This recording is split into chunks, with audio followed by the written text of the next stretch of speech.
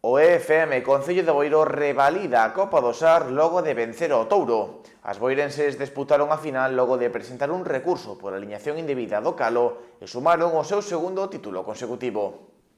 A temporada 2024-2025 quedará na historia da Escola de Fútbol Municipal Concello de Boiro.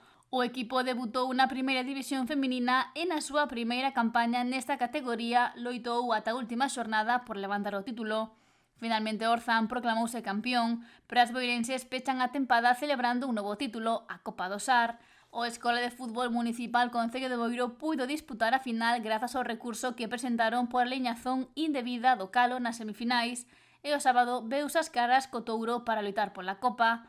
Reeditábase a final do pasado ano que se levaran as boirenses na quenda de penaltis e querían levarse novamente o triunfo. O equipo adestrado por Miguel Ángel Ramos contaba con baixas, pero saltou o céspede do novo campo do 12 en Padrón coas ideas claras. Apertaban a cidade do balón rival, ainda que cometeron erros e non se sentían moi cómodas. O seu xogo combinativo non conectaba, pero conseguiron crear unha ocasión, mentres que o Touro tivo dous achegamentos perigosos na primeira metade.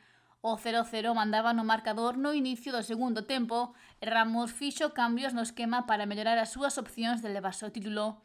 E no 47 daban os primeiros resultados co tanto de Verónica Campaña para adiantar ao Boiro.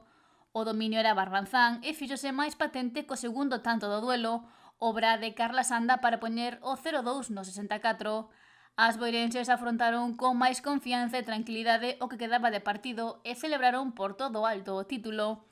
É a segunda Copa do Sar que levantan de maneira consecutiva, un premio co que a Escola de Fútbol Municipal Concello de Boiro pon o broche de ouro a unha campaña sobresaínte, pero ainda poden sumar un novo título, xa que queda en xogo a Copa Deputación e queren traela para Boiro.